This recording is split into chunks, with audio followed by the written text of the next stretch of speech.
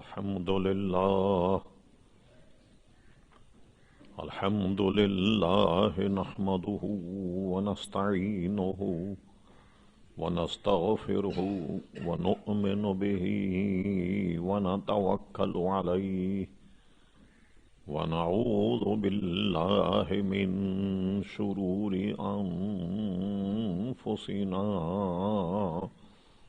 ومن سيئات أعمالنا من يهده الله فلا مضل له ومن يضلله فلا هادي له ونشهد أن لا إله إلا الله وحده لا شريك له ونشهد أن سيدنا ومولانا محمدا عبده ورسوله أرسله بالحق بشيرا ونذيرا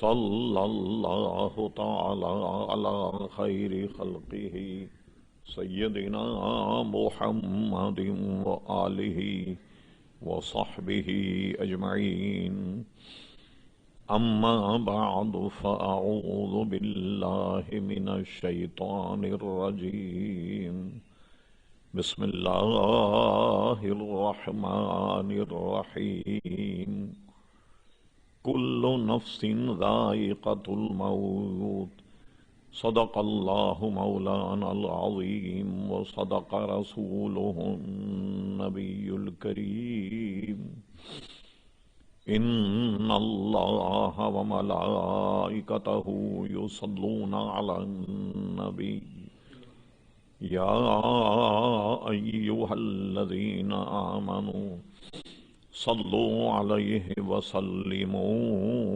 تسليما اللهم صل على سيدنا ومولانا محمد معظم الجود والكرم وآله وبارك وسلم صلاة وسلاما عليك يا سيدي يا رسول اللہ۔ معزز علماء کرام، لائق عزت تکریم حاضرین مجلس، مختصر حمد و صلات کے بعد اس فقیر حقیر نے آپ حضرات کے سامنے قرآن مجید فرقان حمید کی وہ آیت کا حصہ تلاوت کیا جو ہم سب کو یاد ہے۔ اسی آیت کی طرف آپ کی توجہ مبذول کرانا۔ کل ہمارے ایک عزیز کا انتقال ہو گیا تو ان کی 40ویں کی محفل تھی، تو اس میں میں نے یہی عرض کیا جس کو یہاں بھی دہرا دیتا ہوں۔ ہر جاندار کو موت کا مزہ چکھنا، کسی کا استثناء نہیں۔ عوام کو، انبیاء کرام علیہم السلام کو، صحابہ کرام کو، اولیاء اعظام کو، سب کو موت کا مزہ چکھنا۔ لیکن فرق یہ ہے ہم پر موت کا قانون کچھ اور ہے، انبیاء کرام علیہم السلام کے لیے موت کا قانون کچھ اور ہے۔ احادیث مقدسہ سے اور علماء کے اقوال سے متحقق ہے یہ بات کہ جنت میں ایک مقام جس کو اعلیٰ علیین کہتے ہیں، مومنین کی ارواح جب ان کے جسم سے نکالی جاتی ہے تو اعلیٰ علیین میں رکھی جاتی، اور کفار مشرکین کی روحیں ایک مقام ہے سجین، ایک اس میں رکھی جاتی۔ تو وہ ایک تو فرق یہ ہے۔ دوسرا یہ ہے کہ ہم جب انتقال کر جائیں تو ایک تو زندگی ہماری قبر کی ہے، عالم برزخ کی، لیکن انبیاء کرام علیہم السلام کا حال یہ ہے کہ ان کی ارواح اس قانون کے تحت ان کے اجسام سے نکالی جاتی، پھر انہی کے اجسام میں منتقل کر دی جاتی۔ جیسے وہ پہلے زندہ تھے اسی طرح اپنی قبر میں بھی زندہ ہے، نہ صرف یہ کہ زندہ ہیں بلکہ نماز بھی پڑھتے ہیں، جیسا کہ صحیح ستہ شریف میں، بخاری اور مسلم میں حضور علیہ السلام کی معراج شریف کی حدیث ہے کہ جب حضور معراج شریف کو گئے، تفصیل سے حدیث انس ابن مالک رضی اللہ عنہ نے بیان کی، وہ بخاری شریف میں بھی ہے اور مسلم شریف میں بھی ہے۔ مسلم شریف میں جو حدیث معراج ہے اس میں یہ بات موجود ہے کہ حضور علیہ السلام فرماتے ہم موسیٰ علیہ السلام کی قبر کے قریب سے گزرے تو ہم نے دیکھا موسیٰ اپنی قبر میں نماز پڑھ رہے ہیں۔ انبیاء کرام علیہم الصلوۃ والسلام اپنی قبور میں نماز بھی ادا کرتے، تو ان کی ارواح ان کے اجسام میں لوٹا دی جاتی ہے اور وہ پہلے کی طریقے سے زندہ ہیں، بلکہ علامہ عبد الوہاب شعرانی فرماتے ہیں بلکہ اس سے بھی ان کا تصرف زیادہ ہو جاتا جیسے زندگی میں تھا۔ زندگی اور انتقال کے بعد اولیاء، علماء اور اللہ کے نیک بندوں کے تصرف حال ایسا ہوتا جیسے کہ آسمان پہ پرواز کرنے والے پرندے کو پنجرے میں بند کر دیا جاتا، اب اس کی بھاگ دوڑ پنجرے کے اندر تک ہوتی، لیکن اسے جب کھول دیں بڑی بلندی پر پرواز کرتا ہے۔ تو یہ مثال ہے کہ جب تک روح آدمی کے بدن میں ہے گویا پرندہ پنجرے کے اندر ہے اور اس کا تصرف صرف اتنا ہی ہے جتنا پنجرہ، لیکن جب پنجرے سے نکل جائے تو بادلوں پہ پرواز کرے گا۔ تو انبیاء کرام علیہم الصلوۃ والسلام کی ارواح جو ہیں وہ اعلیٰ علیین میں ہوتے ہوئے جہاں چاہے تشریف لے جائیں، جن کی چاہے مدد کریں، یہ ان کا کرم ہے۔ اچھا ایک بات اور بھی یاد رکھیے، علماء فرماتے ہیں بہت سے لوگ سوالات کرتے ہیں، میں جواب پہلے ہی دے دوں۔ اچھا جب یہ تصرف کرتے ہیں تو کیا قبر میں ہوتے ہیں؟ جی ہاں، وہ قبر میں بھی ہوتے ہیں اور تصرف بھی کرتے ہیں۔ یہ نہیں کہ کہیں تصرف کریں تو وہ اپنی قبروں سے غائب ہوں، ایسا نہیں ہوتا۔ جیسا خود یہ حدیث جو میں نے بیان کی آپ کے سامنے، یہی اس پر مدلل دلیل ہے کہ موسیٰ علیہ السلام کو حضور علیہ السلام نے قبر میں دیکھا کہ نماز پڑھ رہے ہیں، مگر جب بیت المقدس گئے تو موسیٰ علیہ السلام وہاں بھی موجود۔ اچھا یہاں سے مل کر کے تمام انبیاء کرام نے مرحبا مرحبا کہہ کے حضور کو رخصت کیا، اور جب پہنچے حضور علیہ السلام چھٹے آسمان پہ تو موسیٰ علیہ السلام وہاں بھی موجود۔ اور علامہ شعرانی فرماتے ہیں ان کا عین ہے، غیر نہیں ہے کہ وہ کوئی اور موسیٰ ہو، قبر میں جو دیکھا وہ کوئی اور موسیٰ تھے، ایسا نہیں، بلکہ وہی موسیٰ قبر میں بھی ہیں، وہی موسیٰ مسجد اقصیٰ میں بھی ہیں، اور وہی موسیٰ علیہ السلام چھٹے آسمان پر بھی ہیں۔ یہ نہیں کہ کئی قسم کے موسیٰ ہوں، ایک کو قبر میں دیکھا اور ایک کو مسجد اقصیٰ میں دیکھا، نہیں، بلکہ ہر جگہ وہ تصرف کرتے۔ بس ان کی مثال ایسی ہے جیسے سورج کے سامنے آئینے رکھ دیے جائیں، 10-20 آئینے بھی اگر سورج کے سامنے ہوں تو ہر آئینے میں سورج نظر آئے گا اور وہی اپنی آب و تاب کے ساتھ نظر آئے گا۔ تو انبیاء کرام علیہم السلام کو اللہ تعالیٰ نے وہ مقام عطا فرمایا کہ ایک وقت میں متعدد جگہ وہ جلوہ گر ہوتے اور جہاں چاہیں تشریف لے جاتے، جہاں چاہیں تشریف لے جا سکتے، اور قانون موت چونکہ سب کے لیے ہے، ان پر موت آتی، مگر ایک لمحے کے لیے۔ اس کو اعلیٰ حضرت فاضل بریلوی نے یوں بیان کیا اپنے انداز میں، انبیاء کو بھی اجل آنی ہے مگر ایسی کہ فقط آنی ہے۔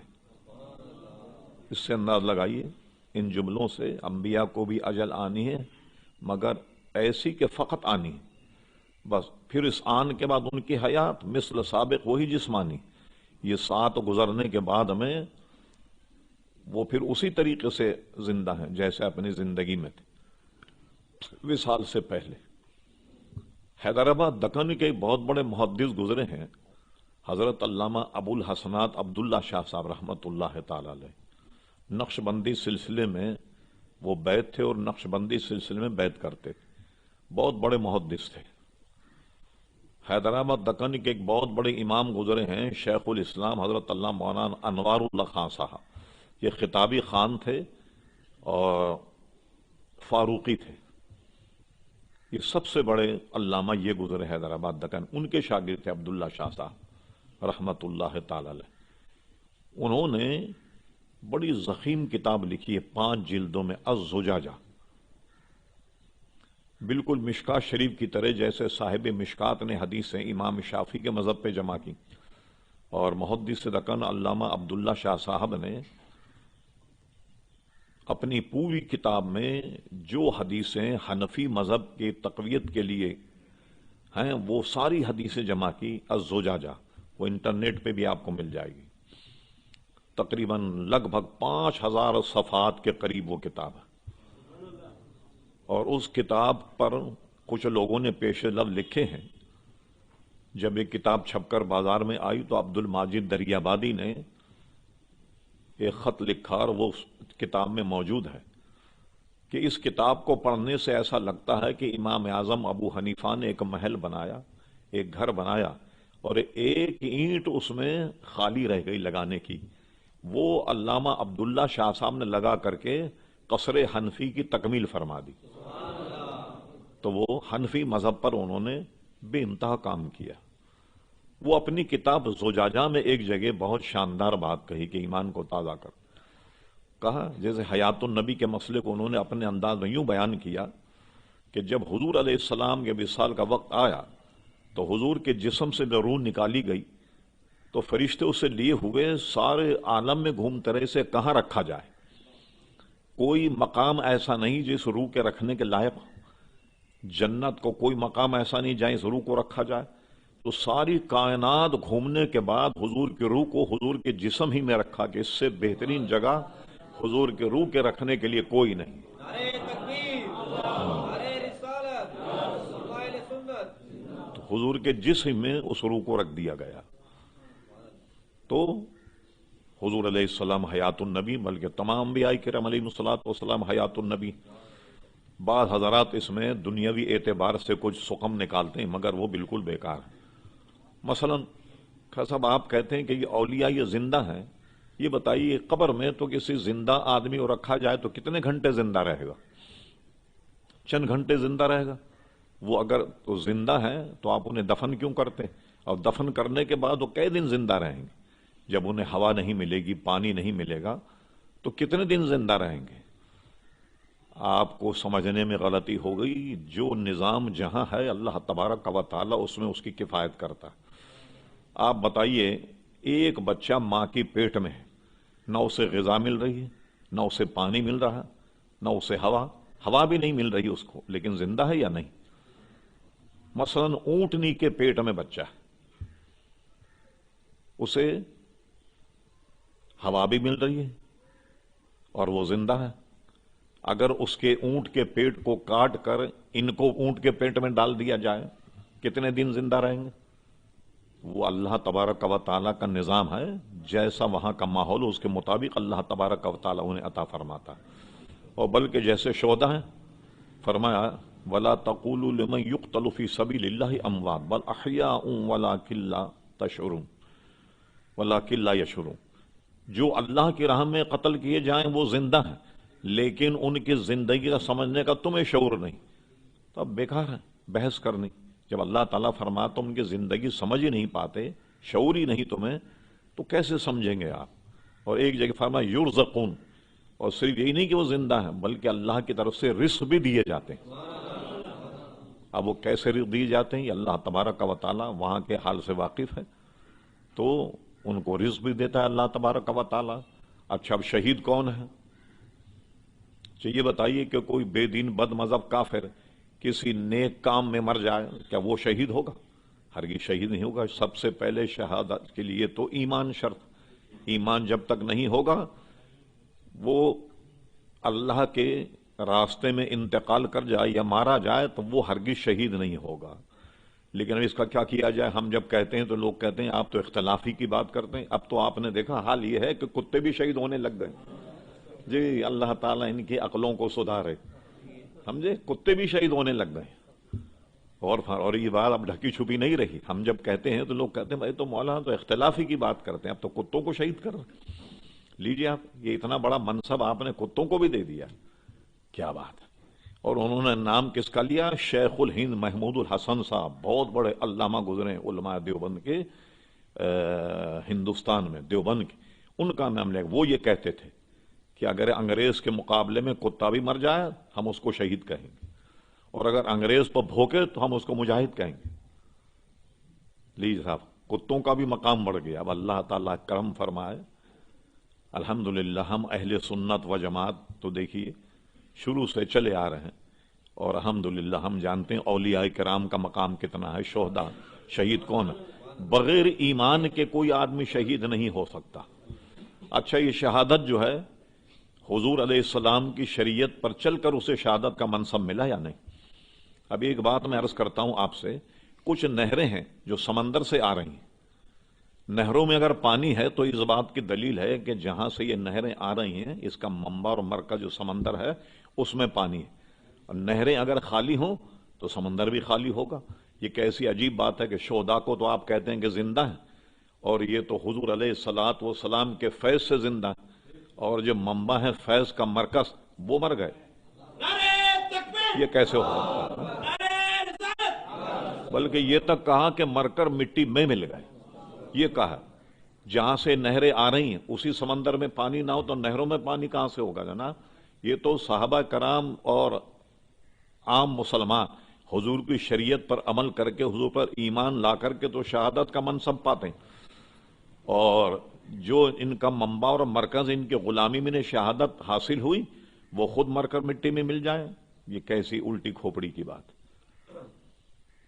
تو اللہ تعالیٰ انہیں رزق دیتا ہے. کیسے دیتا ہے وہ اللہ تبارک و تعالیٰ وہاں کے حالات کو بہتر جانتا ہے, کس طریقے سے رزق دیتا ہے اور کس طریقے سے وہ زندہ ہے. لیکن یہ میں نے بتایا کہ ماں کے پیٹ میں جب بچہ ہوتا تو بغیر ہوا, بغیر غذا, بغیر پانی کے زندہ ہوتا ہے یا نہیں؟ تو وہاں کے معاملات اللہ تبارک و تعالیٰ اس کو کفایت کرتا. اسی طرح اللہ تعالیٰ نے اپنی قدرت سے کوئی ایسا نظام رکھا کہ وہاں بھی انہیں رزق پہنچاتا ہے, وہاں بھی ان کے زندگی اور ان کے حیات کا کوئی نہ کوئی اللہ تبارک و تعالیٰ نے انتظام کیا, اور ہمیں فرما دیا کہ تم اس کا شعور نہیں رکھتے. تو اب اس پر بلا وجہ وقت ضائع کرنا بیکار کہ وہ کیسے زندہ ہیں, کیوں کر زندہ ہیں, اور انبیاء کیسے زندہ ہیں کہ ان کے کوئی بدن میں تغیر بھی نہیں ہوگا. تغیر, اور علماء نے حضرت سلیمان علیہ السلام کی مثال دی. یہ واقعہ قرآن مجید فرقان حمید میں موجود ہے. حضرت سلیمان علیہ السلام کے جنات بھی ان کے تابع تھے. وہ محل تعمیر کر رہے ہیں جس کو آج کل یہودی ہیکل سلیمانی کہہ کر بیت المقدس کی کھدائی کر رہے ہیں کہ وہ عمارت ہم تلاش کر رہے ہیں. بہت بڑی عمارت تعمیر ہو رہی, جنات کام پہ لگے ہوئے. اب غور کیجیے, اللہ تبارک و تعالی حکمتیں وہی جانتا ہے, ہم اور آپ کیا جانیں. سب سے کام لے رہے ہیں, کھڑے ہوئے ہیں, سب مطیع ہیں حضرت سلیمان علیہ السلام. اور حضرت سلیمان علیہ السلام کی موت کا وقت آ گیا, وصال کا وقت آ گیا. تو انہوں نے کیا کیا, ان کے ہاتھ میں عصا تھا, اس پہ ٹیک لگا کر کے کھڑے ہو گئے حضرت سلیمان علیہ السلام, اور ان کی روح قبض ہو گئی, ان کا وصال ہو گیا. اور وصال ہونے کے بعد جنات اپنے کاموں میں لگے ہوئے ہیں, مشغول ہیں, اور کئی دن ہو گئے, بلکہ اللہ نے وہ عذاب سے تعبیر کیا, پتہ نہیں کئے سال ہو گئے. اگر غیب جانتے ہوتے تو اس عذاب میں کیوں مبتلا رہتے. تو اور سب آپس میں کہتے ہیں پتہ نہیں کیا بات ہے, آج حضرت سلیمان علیہ السلام نے چھٹی نہیں دی, نہ کھانے کی چھٹی نہ پینے کی, لگے ہوئے سب کام پر. اب ایک مدت گزر گئی. اب اللہ تبارک و تعالیٰ کو یہ بتانا بھی تھا کہ سلیمان علیہ السلام کا وصال ہو گیا, تو وہ لکڑی سے ٹیک لگائے کھڑے ہوئے. اسی طرح جنات جیسی مخلوق نہیں پہچان پائی کہ سلیمان علیہ السلام کا وصال ہو گیا. اب اللہ تعالیٰ نے ان کی موت کو ظاہر کرنے کے لیے دیمک کو حکم دیا. دیمک ان کے آسے میں لگی, اور آسے میں لگتے لگتے اس نے دیمک نے آسے کو بالکل کھوکھلا کر دیا, یہاں تک کہ وہ سلیمان علیہ السلام کا وزن نہیں سنبھال سکا آسا. اور کچھ عرصے کے بعد حضرت سلیمان علیہ السلام جو ٹیک لگا کھڑے تھے آسے سے, وہ آسا ٹوٹ گیا, اور سلیمان علیہ السلام زمین پر جلوہ گر ہوئے. تب ان کا حال کھلا, رہے لو ہم تو یوں ہی عذاب میں مبتلا ہیں.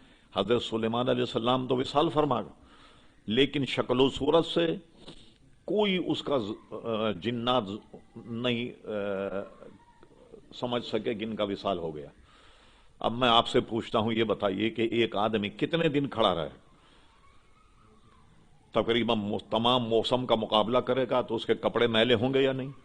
کپڑے میلے ہو جائیں گے یقیناً. لیکن ایک عرصے تک حضرت سلیمان علیہ السلام جب تک ان کی موت ظاہر نہیں ہوئی, آسے سے ٹیک لگائے ایک عرصے تک کھڑے رہے, اور جنات جیسی مخلوق نہیں پہچان سکی کہ حضرت سلیمان علیہ السلام کا وصال ہو گیا۔ تو قرآن میں بالکل جیتی جاگتی مثال موجود ہے کہ کئی برس گزرنے کے بعد ان کے چہرے پر، ان کی رنگت میں، ان کے بدن میں، ان کے کپڑوں میں کوئی تغیر نہیں آیا۔ تو یہ شان ہے انبیاء کرام علیہ الصلوۃ والسلام کے عزیزان گرامی۔ اسی طرح شہداء بھی اپنی اپنی قبروں میں زندہ ہیں، کئی مثالیں حدیث شریف میں بھی موجود ہیں۔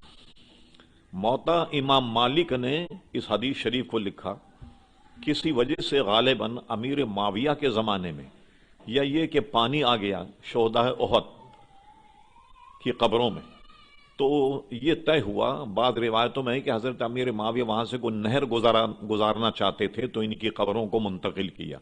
جہاں اس وقت حضرت امیر حمزہ رضی اللہ عنہ کا مزار شریف ہے، یہ پوری جو ایک حصار ہے، ایک باؤنڈری وال، اس میں انہیں دفن کیا گیا اپنی قبر سے نکال کر۔ تو اعلان ہوا مدینی شریف میں کہ بھائی ان کے اجسام کو منتقل کر رہے ہیں، جو ان کے ہیں وہ آ جائیں، یعنی ان کے احیال میں سے، ان کی اولاد میں سے کوئی، تو ہم ان کو یہاں سے نکال کر وہاں دفنائیں۔ ایک صحابی کے بیٹے، وہ اس وقت جنگ کا معاملہ تھا، ہوا یہ کہ عجلت میں 2 صحابہ کو ایک قبر میں دفن کر دیا گیا تھا۔ یہ جنگ وہ تھی کہ جو مسلمان ہار گئے، باوجود جیتنے تھے جنگ ہار گئے۔ عجلت میں 2 صحابی ایک قبر میں دفن ہو گئے۔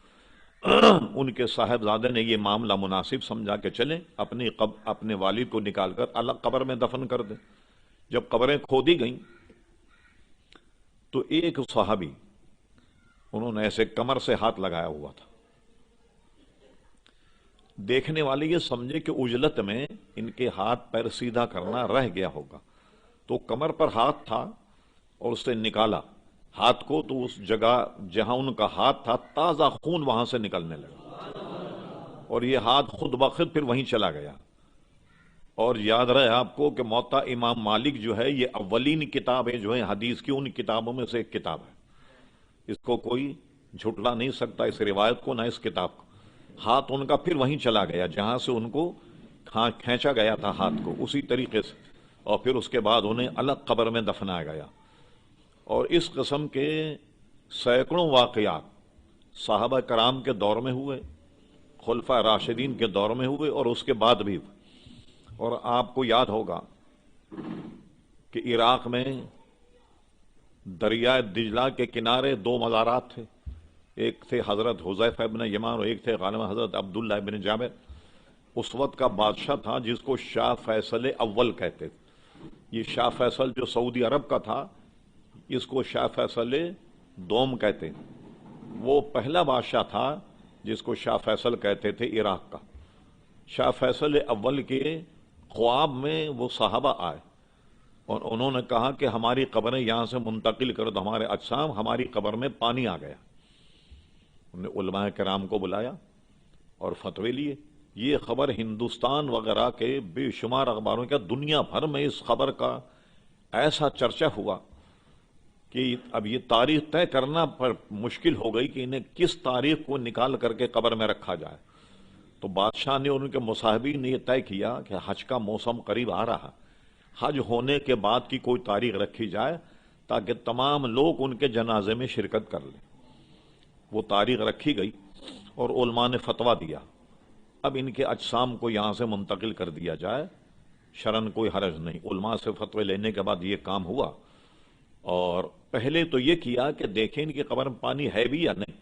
ان کی قبر اور دریا دجلہ کے کنارے ایک بہت بڑی کھائی کھودی گئی کہ دیکھیں اس میں پانی آتا ہے یا نہیں۔ بھئی جب قبر میں پانی آیا تو اس میں پانی آنا چاہیے، لیکن جب وہ کھودی گئی ایک کھائی نیچے تک، اس میں پانی نہیں آیا۔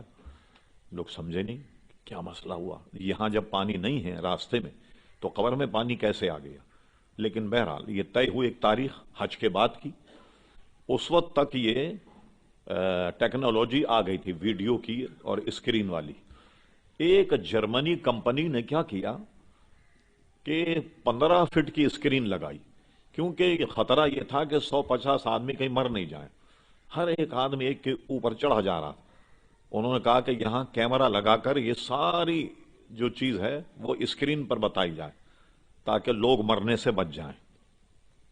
چلیے یہ بھی طے ہو گیا، اور ان کی قبر کھود کر جب نکالا گیا، ایک ہندوستان کا اخبار ہے جس کا حوالہ ہمارے قاری صاحب رحمۃ اللہ علیہ کی ڈائری میں میں نے پڑھا، لکھا ہوا تھا ارومان، بمبئی سے نکلتا تھا۔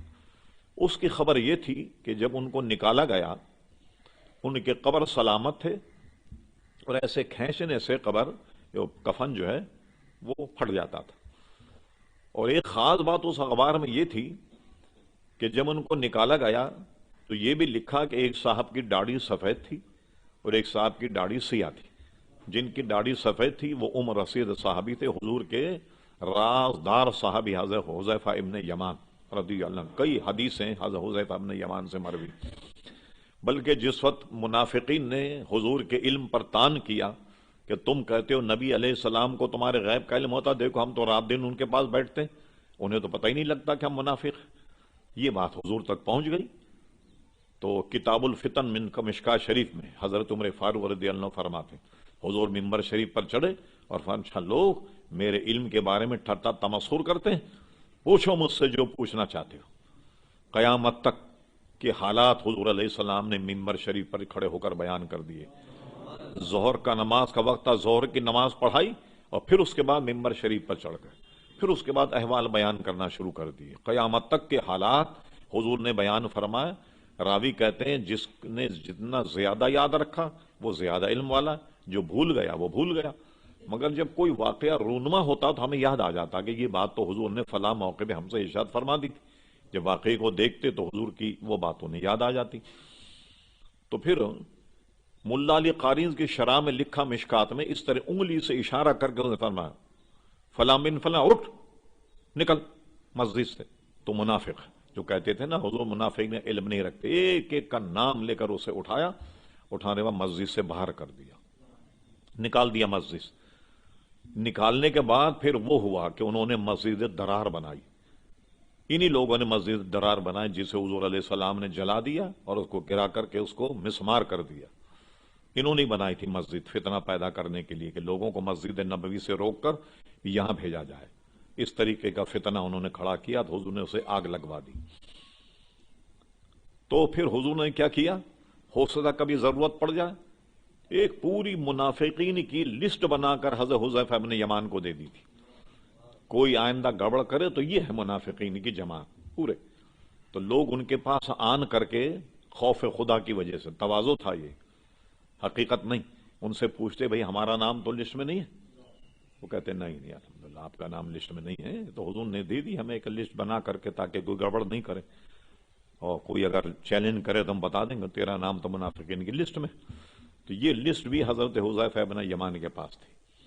یہ حضور کے رازدار صحابی کہلاتے ہیں حدیث کی کتابوں میں، کئی حدیثوں کے راوی۔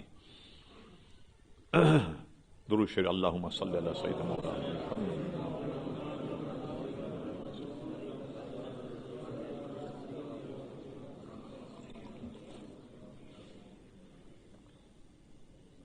تو جب صحابہ کو دیکھا تو ایک ان میں جوان تھے اور ایک ضعیف تھے۔ جو ضعیف تھے اغلب گمان یہ ہے کہ وہ حذیفہ ابن یمان تھے رضی اللہ تعالیٰ۔ پھر انہیں نکالا گیا تو ان کے کفن دیکھے تو وہ ایسے ہاتھ لگانے سے پھٹ جاتے تھے۔ اور ایک بات جو اخبار میں تھی وہ بڑی عجیب و غریب تھی کہ ان کی آنکھوں میں وہ چمک باقی تھی کہ جو زندہ آدمی کی آنکھ میں ہوتی، چمک رہی تھی ان کی آنکھ۔ حالانکہ انتقال کے بعد ہمیں آنکھ پر ایک پردہ آ جاتا اور آنکھ دھندلی ہو جاتی، انتقال سے پہلے ہونی شروع ہو جاتی۔ ماہرین تو یہ کہتے ہیں کسی آدمی کو سزائے موت ہو جائے، اس کو جب کال کوٹری میں ڈالا جاتا ہے، سزائے موت سے پہلے اگر اسے دیکھا جائے ایک تو رنگ پھیکا پڑ جاتا اور آنکھوں میں اس کے اندھیرا آ جاتا ہے موت کے خوف کی وجہ سے، اور ایک پردہ جیسا آتا ہے، اس کی آنکھوں میں چمک جو ہے وہ ختم ہو جاتی۔ ایک اتنی ہیبت ہوتی پھانسی کی کہ آدمی کیا کرتا ہے، پھانسی سے پہلے پھانسی لے لیتا ہے، مر جا۔ اسی لیے کال کوٹری میں ڈالنے سے پہلے اس کا کمر بند نکال لیا جاتا، کہیں ایسا نہ ہو کہ رات میں یہ کہیں کمر بند ڈال کر یہ خود پھانسی نہ لے لے۔ اور کوئی پتھن والا آدمی ہو تو اس کا بیلٹ نکال لیتے ہیں، ایسا نہ ہو کہ بیلٹ گلے میں ڈال کر کے مر جائے، پھانسی سے پہلے مر جائے۔ ہیبت ایسی ہوتی ہے پھانسی کی کہ آنکھوں میں آدمی کا اندھیرا آ جاتا ہے، سفیدی آ جاتی۔ لیکن ان کی آنکھوں میں وہ چمک موجود تھی جو زندہ آدمی کی آنکھ میں ہوتی. ایسے تو واقعات ہوئے. اور پھر کیا ہوا، جرمنی کمپنی نے اس کی پوری ویڈیو بنائی، فلم بنائی. اس کو جگہ جگہ جب دکھایا گیا، صرف اس ویڈیو کو دیکھ کر کے کئی لاکھ یہودی مسلمان ہو. میں جب قومی اسمبلی میں تھا تو وزارت مذہبی امور میں ایک افسر تھے خلیق صاحب، وہ مفتی محمد حسین نعیمی صاحب کے شاگرد تھے اور بڑے افسر تھے امور مذہبی میں. کبھی کبھی مجھ سے ملنے آیا کرتے تھے. تو مجھ سے انہوں نے کہا میں نے اس پہ پوری تحقیق کی اور دنیا بھر میں سفر بھی کیے جہاں مجھے جانا پڑا، لیکن میری تحقیق یہ ہے کہ یہ جو ان کی فوٹو یا فلم تھی لی ہوئی جس کو دیکھ کر لوگ مسلمان ہونے لگ گئے، تو انہوں نے یہودیوں نے وہ کروڑوں روپے مسلمانوں کو دے کر وہ خرید کر اسے ضائع کر دیا. ایک مرتبہ میں جب حاضر ہوا، اچھا ان دونوں صحابہ کو وہاں سے نکال کر کے ان کی تدفین کہاں ہوئی؟ باغ سلمان فارسی ایک جگہ ہے وہاں جہاں حضرت سلمان فارسی کا مزار، اور روایت میں ہے کہ وہاں کے گورنر بھی تھے حضرت سلمان فارسی رضی اللہ عنہ، وہاں ان کا مزار ہے. اس مزار کے قریب دونوں کو دفنایا گیا دوبارہ قبر کھود کر. تو وہ حضرت سلمان فارسی کے مزار کے قرب و جوار میں ان دونوں صحابہ کو دفنایا گیا. تو ایک مرتبہ صدام حسین نے کانفرنس بلائی، القدس کانفرنس بغداد میں. اتفاق سے ہم نے بھی اس میں شرکت کی اور بھی پاکستان کے تھے، دنیا بھر کے اسکالر اس میں موجود تھے. ہم وہاں گئے تو جانے کے بعد سلمان فارسی کے مزار پر فاتحہ پڑھی، ان دونوں حضرات کے مزار پر بھی الحمدللہ فاتحہ پڑھی. تو جو صاحب ہمیں وہاں چھوڑنے کے لیے آئے، ایک کراچی کے ایک میمن صاحب تھے جن کا کوئی کاروبار بغداد میں اور جارڈن میں تھا. تو جارڈن ایئرپورٹ اترنے کے بعد ان کی گاڑیاں ہمیں یہاں چھوڑنے آئیں بغداد، اور وہاں ہم لوگ شاہی مہمان ٹھہرے صدام حسین کے. تو اس میمن بھائی جو ہمارے تھے انہوں نے اپنے دفتر میں یہ کہا تھا کہ یہ ہمارے احباب ہیں یہاں آ رہے ہیں، ان کے کوئی گاڑی کی ضرورت پڑے تو آپ گاڑی فراہم کر دیں. انہوں نے ٹیلی فون نمبر ان کے دے دیے کہ جب بھی گاڑی کی ضرورت تو آپ گاڑی بلا لیں. ہم نے گاڑی بلوائی اور باغ سلمان گئے. وہاں کسی نے بتایا کہ یہ جو دو صحابہ کو قبروں سے نکالا ہے، یہ فوٹو گرافر کی دکانیں بہت زیادہ تھی. کہنے لگے یہاں ایک صاحب کے پاس اس کا فوٹو ہے. اب بتقاضۂ بشریت ہم پہنچ گئے اس کے پاس. اچھا ہم نے کہا دکھاؤ بھائی ذرا وہ فوٹو. تو وہ فوٹو ان کی شکل و صورت کا نہیں تھا، صرف یہ تھا کہ ان کا جنازہ رکھا گیا، سارا سرکاری پروٹوکول، پولیس کی گاڑیاں، فوج کی گاڑیاں وہاں موجود تھیں، اور شاہ فیصل اول بھی وہاں کھڑا تھا جنازے میں. اور اس طریقے سے منظر تھا کہ اس کے پیچھے قصرہ کا محل آتا تھا، یعنی صرف جنازے رکھے ہوئے تھے. یہ فوٹو ہمیں صرف ملا. تو اس نے کہا کہ یہ میں فوٹو نایاب ہے، 12,000 دینار لوں گا آپ سے. میں نے کہا لو بھائی 12,000 دینار. 12,000 دینار ہم نے دیے، وہ فوٹو اس سے لیا. پھر یہاں کراچی میں کیلنڈر چھپا، اس میں بھی فوٹو چھپا، لیکن یہ یاد رہے کہ وہ فوٹو ان کی شکل اور صورت کا نہیں تھا. ان کے جنازے رکھے ہوئے ہیں جیسے کھٹولے میں رکھتے ہیں نا جنازے، اس طرح جنازے رکھے ہوئے ہیں، سرکاری گاڑیاں کھڑی ہوئی ہیں، اور ایک جنازے کے سامنے نماز جنازہ سے قبل شاہ فیصل اول وہ کھڑا ہوا. یہ فوٹو تو انہوں نے ساری لے کر کے خرید کر، مسلمان تو آپ جانتے ہیں کہ ذری سی بات میں بک جاتا ہے. یہ اسرائیل بنا کیسے؟ آپ تحقیق کیجیے. مفتی سید امیل حسنی یا حسینی، یہ وہاں لوگوں کو ایسے مختلف اجتماع کر کے مسجد کے گلیوں میں کہتے خدا کے لیے مسلمانوں اپنی جاگیریں یہودیوں کو مت بیچو. مگر مسلمان لالچی، چمن بیچ ڈالے، وطن بیچ ڈال دے، پڑے کاش ماؤ کا کفن بیچ ڈالے. اچھا مسلمان اگر خریدے تو 1 لاکھ میں خریدتا، یہودی اگر خریدے 4 لاکھ میں خریدتا. اس طریقے سے سارے مکان دکانیں مسلمانوں کی یہودیوں نے خریدی، اور اتنی بڑی تعداد بن گئی یہودیوں کی کہ اپنی حکومت کا اعلان کر دیا، اور امریکہ نے ان کی حکومت کو تسلیم کر لیا. تو یہ کس نے بنائی یہ حکومت؟ یہ ہماری غفلت سے بنی نا. مسلمان اگر اپنی جاگیریں نہیں بیچتے، اپنی دکانیں، اپنے مکانات نہیں بیچتے، تو یہودیوں کو گھسنے کا موقع ہی نہیں ملتا. تو یہ حال ہے ہمارا. تو سب انہوں نے خرید لیے تاکہ وہ دنیا سے اس کو ناپید کر دے کہ لوگ جو ہیں وہ برگشتہ ہو رہے ہیں اپنے مذہب سے اور اسلام قبول کر رہے ہیں. اسلام کی حقانیت ظاہر ہو رہی ہے کہ حضور علیہ السلام کے دیکھنے والوں کا یہ حال ہے. تو حضور علیہ السلام کا کیا حال ہوگا؟ تو ان کے مذہب کا پیا پانچا ہو رہا تھا. انہوں نے یہ سازش کی کہ وہ ساری چیزوں کو بالکل غائب کر دیا. لیکن یہ واقعہ گزشتہ صدی میں ہوا اور اس کو دیکھنے والوں کی تعداد کم سے کم 5-10 لاکھ تھی جو ان کے جنازے میں شریک تھے اور نماز پڑھی. برکت کی خاطر ان کے لیے نماز پڑھی اور علماء نے فتویٰ دیا کہ نماز جنازہ حصول برکت کے لیے ان کی دوبارہ پڑھی جا سکتی. تو جنازے میں شرکت بھی کی اس وقت کے لوگوں نے کہ برکت حاصل ہو جائے. صحابی کے نماز جنازہ میں شرکت کے لیے اگرچہ تحقیق کچھ اور ہے. ہمارے امام کا مذہب یہ ہے کہ دفنانے کے 3 دن کے بعد میت خراب ہو جاتی تو اب نماز جنازہ جائز نہیں. لیکن صحابہ کرام علیہم الصلوۃ والرضوان کے جسموں کے خراب ہونے کا سوال ہی پیدا نہیں ہوتا. اس لیے بھی علماء عراق نے فتویٰ دیا کہ نماز جنازہ کی تکرار ہو سکتی. دوبارہ ان کی نماز جنازہ پڑھی اور لاکھوں مسلمانوں اس میں شرکت کی. تو ایسے واقعات تو دنیا میں کئی گزر گئے عزیزان گرامی. چیزہ چیزہ ابھی بھی آپ دیکھیں گزشتہ سالوں میں گزشتہ صدی میں کئی جگہ بعض بزرگان دین کی تعمیر کے لیے جناب مقبرہ کھودا گیا تو دیکھا کہ ان کی جناب میت جو ہے وہ بالکل صحیح سلامت. اسی طرح اب یہی نزدیک کمبر جو قبروں کے دشمن ہیں، آپ نے دیکھا کہ لیبیا میں ایک صحابی کے مزار کو کھود کر ضائع کیا. اس میں بھی اخبار میں یہ آیا کہ ان کا مزار جب نکالا گیا تو ان کا جسم بالکل صحیح سالم تھا. یہ ان قریب گزشتہ ماضی میں بھی ایسے واقعات ہو چکے ہیں. تو انبیاء کرام علیہ الصلوۃ والسلام کے بدن میں کوئی تغیر نہیں آتا، کوئی تبدل نہیں. اور حضرت سلیمان علیہ السلام کی مثال جو قرآن مجید میں ہے یہ اس پر بین دلیل ہے کہ کئی برس وہ کھڑے رہے مگر ان کے چہرے پر ان کے لباس پر کوئی تغیر نہیں آیا اور جنات جیسی مخلوق نہیں پہچان پائی کہ حضرت سلیمان علیہ السلام وصال فرما گئے. تو میں تبھی ابتدائی گفتگو کر رہا تھا مگر طویل ہو گئی. میں یہ عرض کر رہا تھا کہ موت ہر شخص کو آنی ہے مگر انبیاء کا قانون کچھ اور ہے، ہمارے لیے قانون کچھ اور ہے. ہم جب انتقال کر جائیں تو دفنا دیا جائے تو آپ جانتے ہیں ہماری ہڈیاں پسلیاں سب ایک ہو جاتی، مگر بزرگان دین اور انبیاء کرام علیہ الصلوۃ والسلام ان کے اجسام بالکل سالم رہتے ہیں. کوئی تغیر ان کے اجسام میں بھی نہیں آتا بلکہ جو کفن ان سے لگا ہو، جیسے مثال گزری کہ ان کے کفن بھی بالکل سلامت رہتے ہیں. اور کئی ایسے واقعات پاکستان ہندوستان میں ہو چکے عزیزان گرامی. اب آئیے اصل موضوع کی طرف کہ ہم نے یہ عرض کیا کہ بہرحال ہر آدمی کو مرنا ہے. امام جلال الدین سیوطی نے خاص اس عنوان پر 2 کتابیں لکھی بہت پڑھنے کے لائق.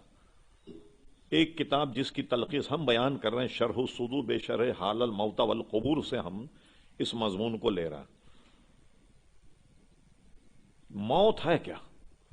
ہم یہ سمجھتے ہیں کہ آدمی کے بدن سے روح نکل گئی، اس کا نام موت ہے کہ آدمی پر جو کیفیت طاری ہو جائے اس کو موت کہتے ہیں.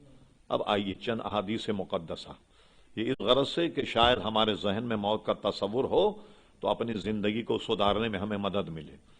صوفیہ کا مذہب اس میں یہ ہے جب آدمی کو اس کا نفس کسی گناہ کی طرف لے جائے، وہ موت کا تصور کر لے، موت کو یاد کر لے تو گناہ کرنے سے بچ جائے گا.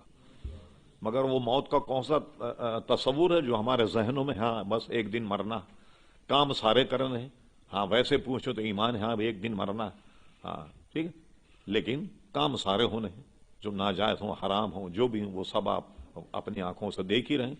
اب آئیے امام سیوطی نقل کرتے ہیں حضور سے پوچھا گیا موت کیا ہے؟ آپ نے فرمایا موت ایک کانٹے دار درخت کا نام ہے. لیکن یہ بات ابھی سمجھ میں نہیں آئے گی. حضور جب آدمی پہ موت آتی ہے تو اس کو کیا معلوم ہوتا ہے؟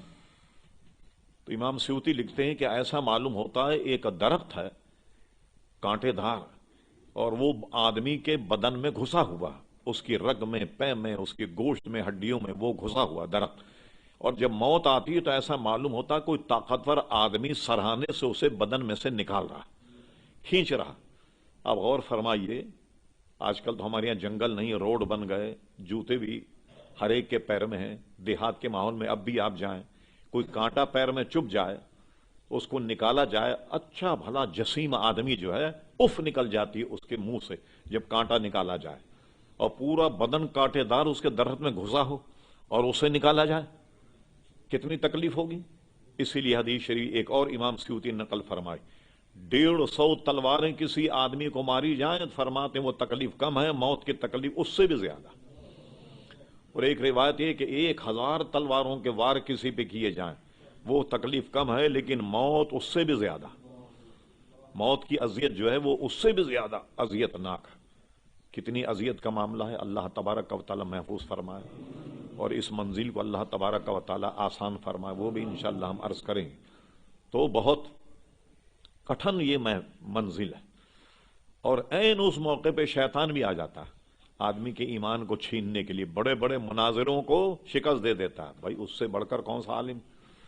امام رازی جیسے کو پریشان کر دیا کہ جنہوں نے سینکڑوں مناظرے کی ہوں گے. اعلیٰ حضرت فاضل بریلوی نے نقل فرمایا عین موت کے وقت شیطان آ گیا امام رازی کے پاس. کہا رازی بڑے مناظرے کیے اللہ تعالیٰ کس دلیل پر مانتا. امام رازی نے ایک دلیل پیش کی اس نے اس کا رد کر دیا. دوسری پیش کی اس کا بھی رد کر دیا. کہتے ہیں اس نے 101 دلیلوں کا رد کر دیا. اور قریب تھا امام رازی کا وصال ہوتا اور وہ خدا نہ خواستہ ایمان سے محروم ہو جاتے. تو اعلیٰ لکھا کہ ان کے شیخ تھے نجم الدین کبرا رحمت اللہ علیہ. وہ کسی جگہ بیٹھے وضو فرما رہے تھے.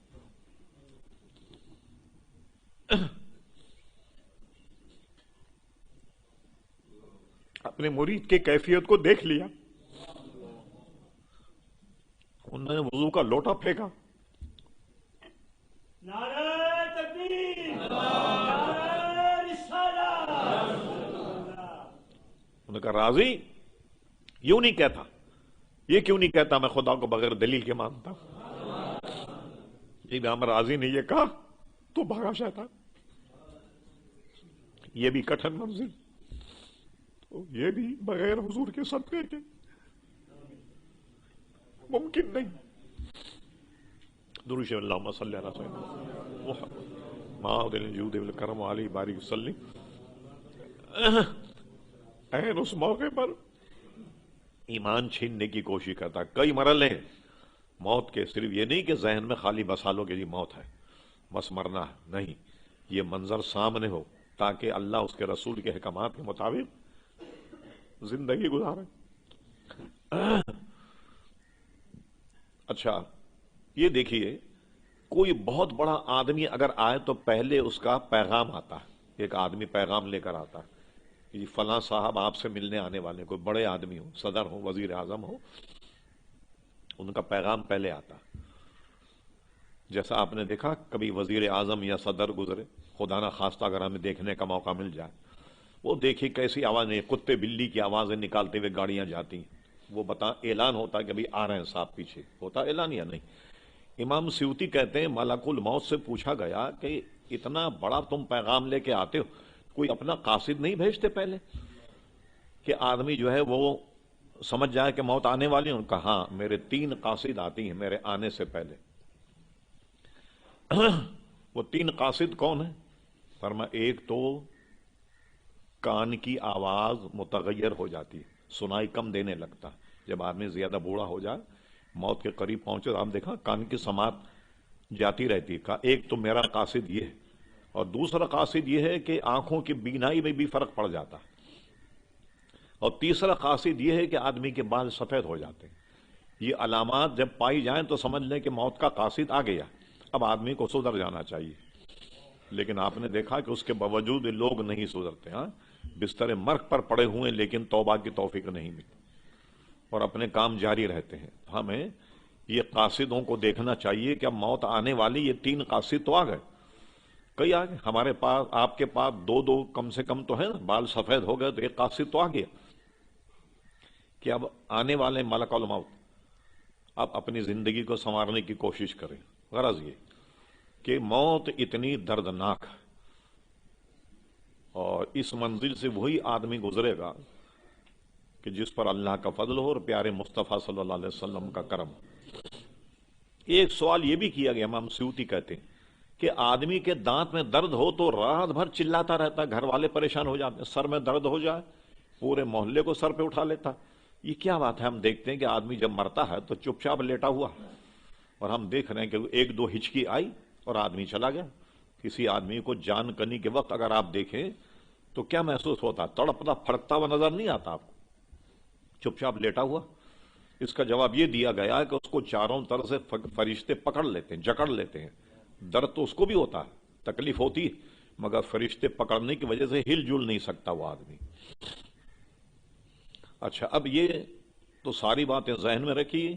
اب ایک نئی بات میں عرض کرتا ہوں، اور یہ بات علامہ محمود آلوسی رحمۃ اللہ نے لکھی. اس کا حوالہ یہ بھی میرے پاس نوٹ ہے، کبھی ضرورت پڑ جائے تو انشاءاللہ وہ دکھایا جا سکتا. حضور صلی اللہ علیہ وسلم کی ایک حدیث شریف ہے کہ مومن کی روح ایسے نکالی جاتی ہے جیسے آٹے میں سے بال نکال لیا گیا، اتنے آسانی سے. تو ایک بزرگ نے حضور علیہ السلام کو خواب میں دیکھا. عرض کیا حضور، آپ کی ایک حدیث شریف تو یہ ہے کہ موت اتنی کربناک، اتنی دردناک، اور ایک حدیث شریف یہ ہے کہ اس کی موت جب آتی ہے تو ایسے اس کو معلوم ہوتا ہے جیسے آٹے میں سے بال نکال لیا جائے، کہ دونوں باتیں آپس میں ٹکرا رہی. تو بتائیے آپ اس کا کیا معنی؟ تو حضور نے کوئی جواب نہیں دیا. یہ جواب دیا، فرما سورہ یوسف پڑھو تو تمہارے سوال کا جواب اس میں موجود ہے. یہ اٹھے اور 10 مرتبہ سورہ یوسف پڑھ ڈالی، لیکن سوال کا جواب انہیں نہیں ملا. ہمیشہ علماء کیا کرتے ہیں کہ کوئی بات سمجھ میں نہیں آئے تو کسی عالم دین سے رجوع کرتے ہیں. اور ایسا بھی ہمارے اکابر میں ہے کہ اپنے سے چھوٹا بھی اگر ہو تو اس سے بھی رجوع کرتے. شاید یہ بات میری نہیں، اس کی سمجھ میں آ جائے. علم کسی کی میراث تھوڑی، ہو سکتا ہے اس کی سمجھ میں آ جائے. وہ ایک بزرگ کے پاس گئے، ان سے کہا کہ یہ واقعہ ہے، رات حضور علیہ السلام نے مجھ سے فرمایا کہ تمہارے سوال کا جواب جو ہے وہ سورہ یوسف میں صبح سے پڑھ رہا ہوں سورہ یوسف، مجھے تو اس کا جواب نہیں مل رہا. وہ بہت بڑے عالم تھے، انہوں نے کہا کہ تم سمجھ نہیں پائے. حضور علیہ السلام نے جو فرمایا سورہ یوسف میں اس کا جواب ہے، تو وہ جواب تمہارا اس آیت میں کہ جب زلیخا پر اس کی سہیلیوں نے طنز کیا کہ وہ کون انسان ہے جس پر تو اتنی فریفتہ ہے، جب دیکھو یوسف، جب دیکھو یوسف. انہوں نے کہا ٹھیک ہے، میں تمہیں جمال یوسف ہی بتاتی ہوں. یوسف علیہ السلام کو بلایا گیا اور ان کے چہرے پہ نقاب تھا، کوئی دیکھنے کی تاب نہیں رکھتا تھا ان کے.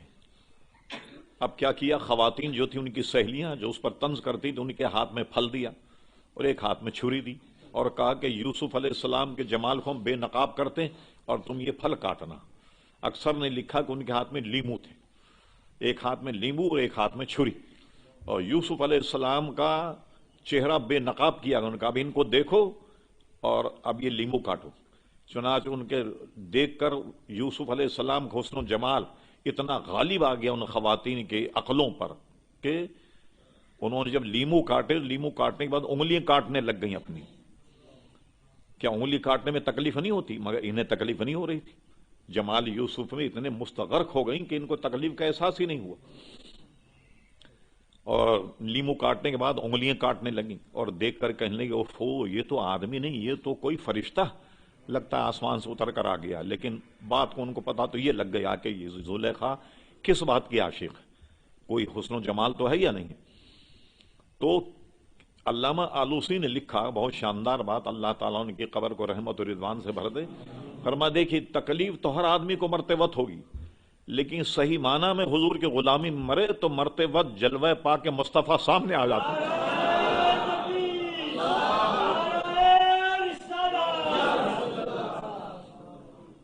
تو حضور کے حسن و جمال میں وہ ایسا مصروف اور مشغول ہو جاتا، اس کو تکلیف کا احساس نہیں ہوتا. تکلیف تو ہوتی ہے مگر حضور کے حسن و جمال کو دیکھتے ہوئے اور اس پر وہ ایسا غالب آ جاتا دل اور دماغ پر کہ تکلیف کا احساس نہیں ہوتا. جیسا کہ زلیخا کی سہیلیوں نے انگلی کاٹ لی اور ان کو تکلیف کا احساس نہیں ہوا. اور پھر حضور علیہ السلام کا حسن و جمال، یوسف علیہ السلام کا حسن و جمال، کسی شاعر نے خوب کہا کہ زمانہ شاہد کہ خدا شاہد کے زمانہ سر کٹا تھا حسن یوسف پر، نمک تھوڑا سا مل جاتا اگر ان کے نمکداں سے. یہ عربی میں نمک کو کہتے ہیں ملح، اور اردو میں بھی کسی آدمی کو حسین چہرہ نظر آیا تو کہتے ہیں بڑا نمک ہے اس کے چہرے پر. تو حسن کو بھی تعبیر کر دیں کبھی کبھی نمک سے. کہتے ہیں خدا شاہد کے زمانہ سر کٹا تھا حسن یوسف پر، نمک تھوڑا سا اگر مل جاتا ان کے نمکدان سے، دنیا کے حسینوں کو جو دینی تھی ملاحت، تھوڑا سا نمک ان کے نمکدان سے نکالا۔ استاد زمن کا شعر کہ دنیا کے حسینوں میں جب حسن بانٹنا تھا تو اللہ تعالیٰ نے ان کے نمکدان میں سے تھوڑا سا نمک نکال کر ساری دنیا کو حسن و جمال دیا۔ شاہ ولی اللہ مہدی دہلوی کی کتاب ہے در ثمین فی مبشرات نبی الامین، اس میں 40 مبشرات انہوں نے جمع کی ہیں۔ اس میں ایک بات یہ لکھی شاہ ولی اللہ نے جو بڑی سننے کے لائق ہے، اس سے اس کا تھوڑا سا تعلق ہے۔ کسی بزرگ نے حضور علیہ السلام کو خواب میں دیکھا، شاہ ولی اللہ نقل کرتے ہیں، انہوں نے کہا حضور یہ تو ہم سنتے چلے آئے کہ آپ کا حسن تمام حسینوں میں سب سے زیادہ، لیکن ہم نے کبھی یہ نہیں دیکھا کہ یوسف علیہ السلام کے حسن کو دیکھنے میں تو لوگ چکرا کے گر جایا کرتے تھے، ذہن خراب ہو جاتا تھا، چکر آ جاتے، بے ہوش ہو جاتے، لیکن آپ سب میں حسین ہیں، تو کوئی حدیث میں ایسا نہیں آیا کہ کوئی آپ کو دیکھ کر کے چکرا گیا یا آپ کو دیکھ کر کے کوئی گر گیا۔ تو حضور نے جواب یہ دیا، شاہ ولی اللہ لکھتے ہیں، کہا بات یہ ہے کہ اللہ تبارک و تعالیٰ نے میرے چہرے پر کئی ہزار نقاب ڈال کر مجھے دنیا میں مبعوث کیا، اگر میں اصل حالت میں آلا تھا تو کوئی میری ایک جھلک بھی نہیں دیکھ سکتا تھا۔ اسی کو استاد زمن کہتے خدا شاہی زمانہ سر کٹاتا حسن یوسف پر نمک تھوڑا سا مل جاتا اگر ان کے نمکدان سے۔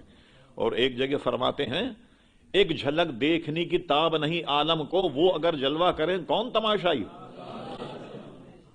تماشائی کہاں سے لاؤ گے اگر وہ اگر جلوہ کریں؟ اس لیے حضور علیہ السلام کا حسن و جمال تو کئی ہزار پردوں میں اللہ تبارک و تعالیٰ نے ان کے چہرے پر پردے ڈال کر دنیا میں مبعوث کیا، ورنہ حضور علیہ السلام کا حسن و جمال یوسف علیہ السلام سے زیادہ ہر اعتبار سے۔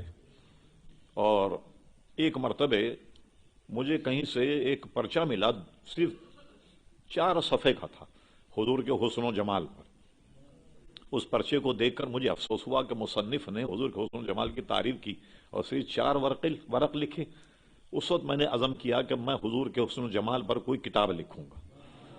پھر اس فقیر حقیر نے کتاب لکھی حضور علیہ السلام کے حسن و جمال پر، جمال مصطفیٰ کے نام سے، جو آپ کو یہاں سے مل سکتی ہے اور بازار میں کسی بھی دکان سے آپ کو مل سکتی ہے، جمال مصطفیٰ صلی اللہ علیہ وسلم۔ اس میں ہم نے بتایا کہ حضور کا حسن و جمال کیا تھا۔ ابن عساکر نے حدیث نقل کی کہ حضرت عائشہ صدیقہ رضی اللہ تعالیٰ عنہ فرماتی ہیں اعلی صبح جس میں اندھیرا ہوتا ہے مجھ سے سوئی گم گئی، میں ہر چن اسے تلاش کرتی رہی مگر سوئی ملی نہیں۔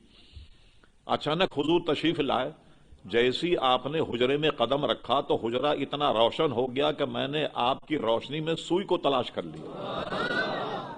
یہ تھا حضور کا حسن و جمال۔ اسی کو اعلیٰ حضرت فرماتے ہیں سوزن گم شد ملتی ہے تبسم سے تیرے، شام کو صبح بناتا ہے اجالا تیرا۔ تو اتنا کمرہ روشن ہو گیا کہ حضرت عائشہ صدیقہ نے اس میں سوئی اٹھا لی۔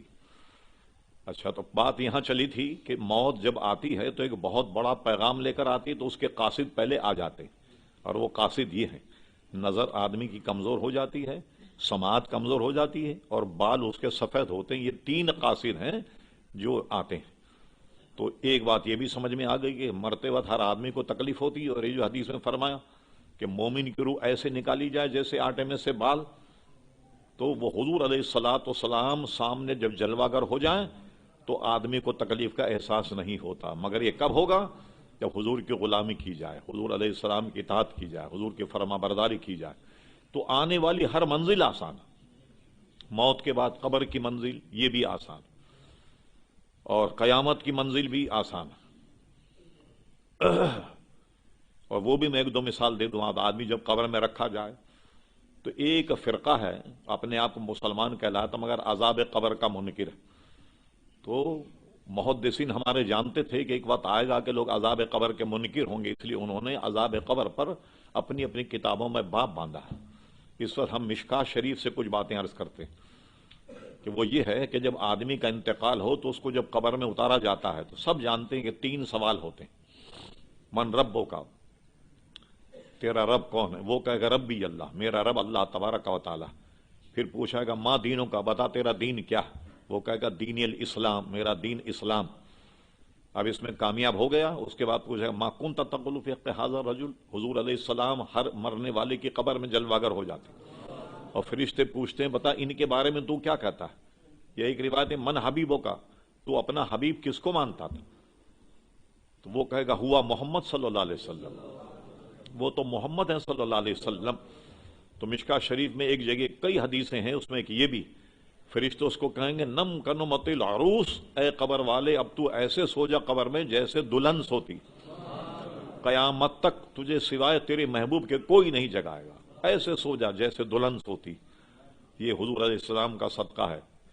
اور اسی میں اس باب میں یہ بھی حدیث ہے کہ وہ نہیں پہچان پائے گا حضور علیہ السلام کو، اور پھر اس کے بعد اس پر عذاب ہوگا، بلکہ فرشتے کہیں لے جا جہنم کی کھڑکی کھول دو اس کے لیے، جہنم کی کھڑکی کھول دی جائے گی، فرمایا ایک بستر لے آؤ جہنم سے اور بچھا دو اس کی قبر میں، وہ بستر بچھا دیا جائے گا جہنم میں، اور قیامت تک وہی بستر جہنم میں بچھا رہے گا، اور جہنم کی کھڑکی سے اس کو تپش آتی رہے گی مرنے والے کو، جو حضور کو نہیں پہچانے گا۔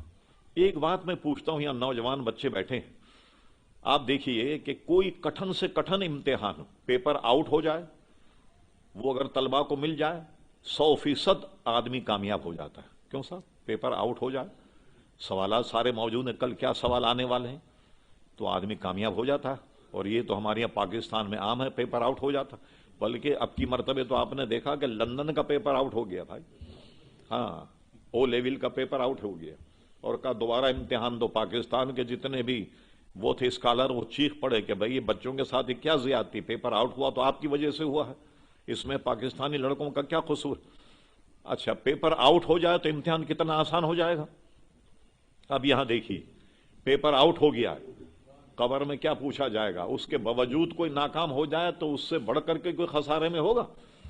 پیپر آؤٹ ہونے کے باوجود بھی اگر اس نے اس امتحان کا پرچہ حل نہیں کیا تو اس سے بڑھ کر کے خسارے میں کوئی آدمی ہوگا؟ پیپر تو آؤٹ ہو گیا، کیا کیا پوچھا جائے گا؟ اب یاد رکھیے کیا پوچھا جائے۔ ایک بات اور رہ گئی، وہ یہ ہے کہ ہم نے حضور علیہ السلام کو ابھی دیکھا ہی نہیں، کیسے پہچانیں گے؟ اب میں آپ کے سامنے نقشہ بیان کروں جو ہماری کتابوں میں موجود ہے۔ حضور کی آنکھیں ایسی تھی، رخسار ایسے تھے، صحابہ کہتے ہیں جیسے پگھلی ہوئی چاندی تھی، بینی مبارک اعتدال کے ساتھ اٹھی ہوئی تھی۔ یہ میں سب بیان کروں، پیشانی چوڑی تھی، ہو سکتا ہے ذہن سے نکل جائے آپ کے، ایک علامت یاد رکھیے، وہ ساری علامتوں پڑھ کر ہم اس نتیجے پہ پہنچے کہ ایک پہچان حضور علیہ السلام کی ایسی ہے کہ ہر آدمی پہچان جائے گا۔ بس یہ سمجھ لو حضور علیہ السلام جیسا کوئی ہے نہیں، یہ پہچان ہے سب سے بڑی پہچان۔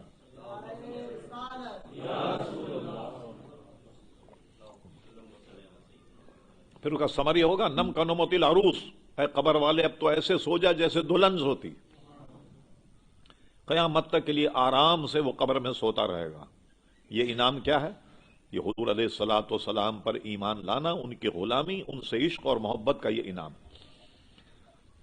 کل قیامت کا دن کتنا ہوگا؟ ہفتہ دو ہفتے کا 50,000 سال کے برابر ہوگا۔ اور حدیث شریف فرمایا میرے غلاموں کے لیے ایسا ہوگا جیسے عصر کی 2 رکعتیں، عصر میں آپ آئیں تو عصر کی جب 2 رکعتیں آپ پڑھیں، کتنا وقت چاہیے اس کے لیے؟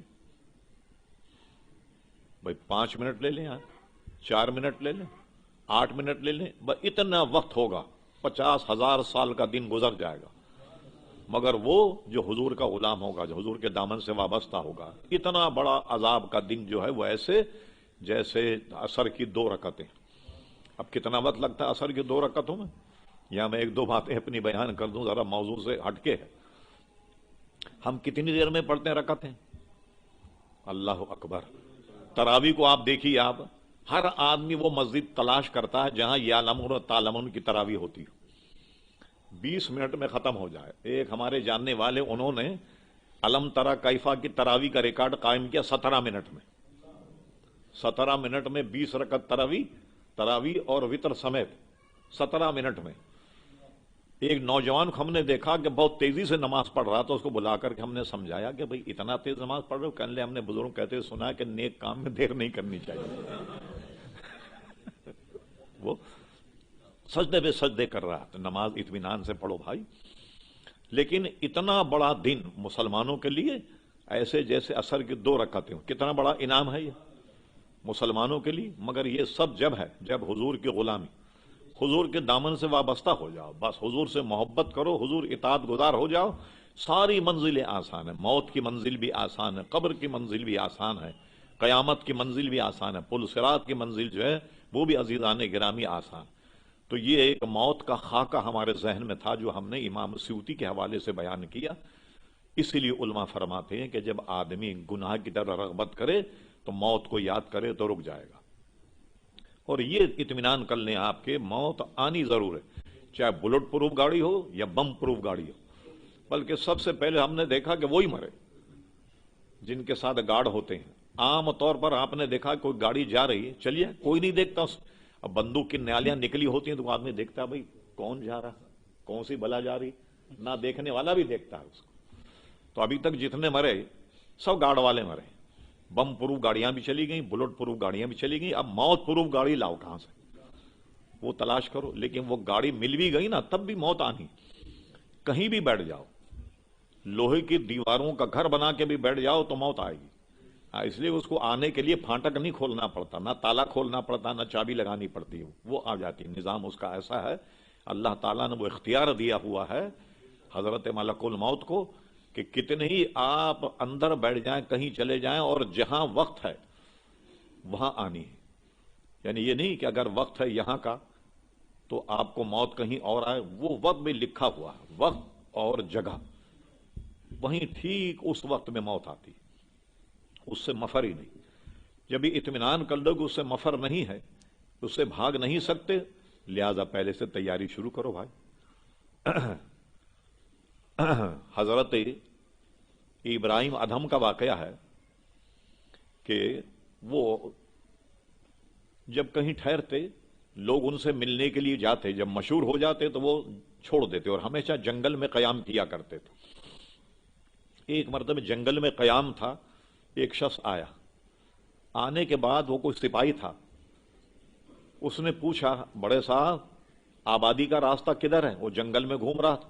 حضرت ابراہیم ادم نے بتایا کہ ایسے سیدھے جاؤ، ایسے الٹے ہاتھ پہ مڑو، ایسے سیدھے جاؤ تو آبادی. وہ اسی پتے پر گیا تو سیدھے قبرستان پہنچا. وہ لوٹ کر کے آیا، انہوں نے کہا اس بوڑھے نے میرے ساتھ مذاق کیا. ابراہیم ادم کو اس نے خوب مارا، خوب مارا. مارنے کے بعد کہا میں آپ سے آبادی کا راستہ پوچھا، آپ نے بربادی کا راستہ بتا دیا، قبرستان کا بتا دیا. ارے میں نے کہا بھائی پاگل، وہی تو آبادی ہے، ہم سب کو وہیں آباد ہونا ہے، تو اسے آبادی سمجھتا ہے.